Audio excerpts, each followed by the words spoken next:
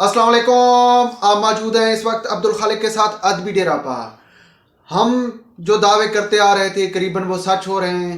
हमने ये दावा किया था कि आने वाले वक्त में तहरीक इंसाफ को असेंबली में शायद जगह ना मिल पाए, और वही हुआ। अब पोजीशन ये रह गई है तहरीक इंसाफ की, अपने हाथों से अपना इक़्तिदार तहरीक इंसाफ ने ख़त्म कर दिया है। ये सब कुछ क्यों हुआ और किस लिए हुआ और किसने ये सब कुछ कराया है? ये खुद तहरीक इंसाफ ने किया है या किसी ने कराया है? ये बड़ी अहम और सोचने वाली बात है। इसके साथ साथ पाकिस्तान की सियासत में बड़ी तब्दीली आ रही है। नून लीग में बहुत बड़ी तब्दीली और अंदरूनी मामलात कुछ खुलकर सामने आ रहे हैं। और जनाब, इस वीलॉग में यही सब कुछ डिस्कस किया जाएगा, इसलिए वीलॉग के एंड तक जुड़े रहिएगा।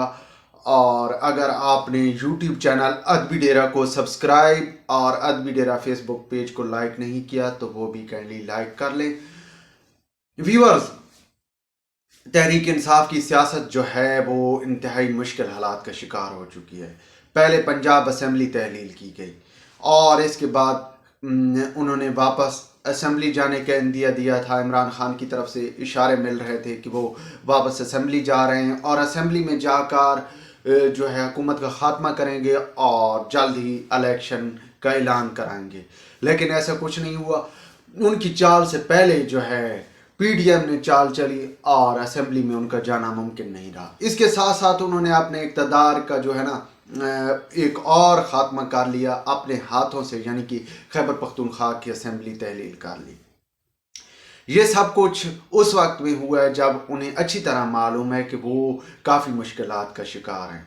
और व्यूअर्स जानते हैं कि पाकिस्तानी सियासत में इन रहने के लिए या पाकिस्तानी सियासत में किरदार अदा करने के लिए इंतहाई ज़रूरी है कि आपके पास ताकत हो, और ताकत आप तब ही हासिल कर पाते हैं जब आप इक़्तिदार में बैठे हों। अब आप इक़्तिदार से महरूम हो गए तो अब आपके पास ताकत ना ही ताकत है और ना ही आपके पास कोई सियासी पोजीशन है, और अपने हाथों से आपने असेंबली तहलील की।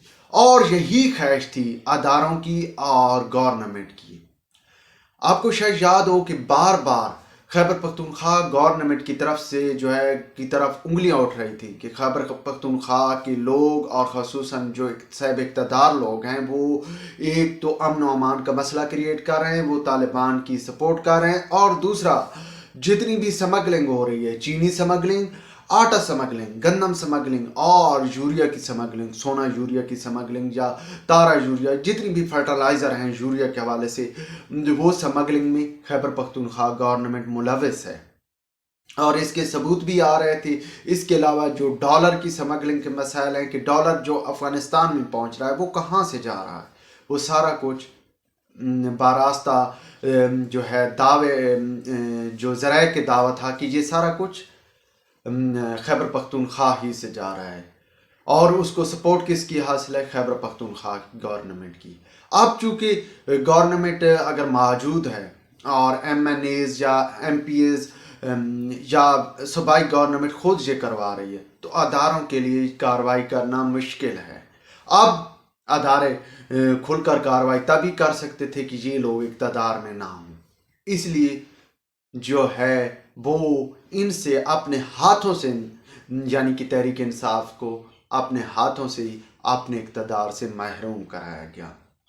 और ये मौजूदा गवर्नमेंट की बहुत बड़ी जो है कामयाबी है। इसके साथ साथ पाकिस्तान की सियासत में बढ़िया तब्दीलियाँ रोनुमा हो रही हैं।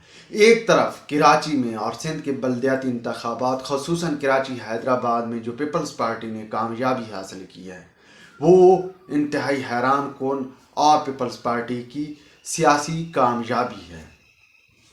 इसके साथ साथ अगर पंजाब में देखा जाए तो पंजाब में भी ये उम्मीद पैदा हो गई है कि पीपल्स पार्टी दोबारा फ़ाल होगी। और एक कुछ दिन पहले एक बात चली थी कि पंजाब में एक नई सियासी पार्टी की बुनियाद जो है वो चल पड़ी है या उसकी बुनियाद आने वाले वक्त में रख दी जाएगी। तो जनाब, ये खबर भी सच है। पंजाब में तहरीक इंसाफ और नून लीग की तरफ से कुछ इशारे कनायों में बात हो रही है कि कुछ लोग वो आने वाले वक्त में شاید نون لیگ کو بھی چھوڑ دیں، کیونکہ عمران خان نے بھی کہا تھا کہ کچھ لوگ ان کے ساتھ رابطے میں ہیں نون لیگ کے، تو آخر کوئی بات انہوں نے کی تھی تو کوئی ایسے اشارے تھے تو وہ بات کر رہے تھے جناب۔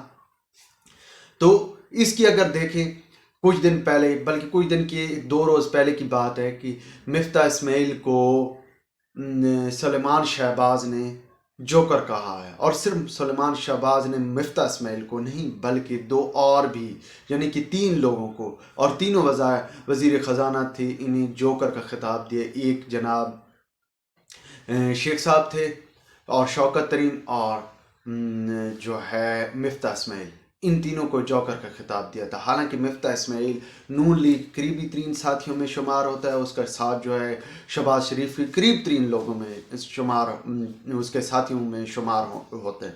لیکن کیوں جوکر کہا گیا، کچھ معاملات یہاں پہ بھی چل رہے ہیں۔ اس کے علاوہ خواجہ سعد رفیق کی طرف سے بھی بہت سے اشارے کنام میں بات، اور پھر جو ہے شاہد خاقان عباسی کی طرف سے بھی کچھ باتیں نظر آ رہی ہیں کہ مستقبل میں ایسا ممکن ہے کہ پنجاب میں نون لیگ کو اندرونی طور پر بھی مسائل کا سامنا ہو سکتا ہے۔ اب آپ پنجاب اسمبلی میں بھی دیکھیں تو وہاں پہ اپوزیشن لیڈر یعنی کہ حمزہ شہباز کے حوالے سے دیکھا جائے تو خود نون لیگ کی طرف سے اب ہم پیدا ہو رہا ہے کہ مختلف لوگ مختلف باتیں کر رہے ہیں۔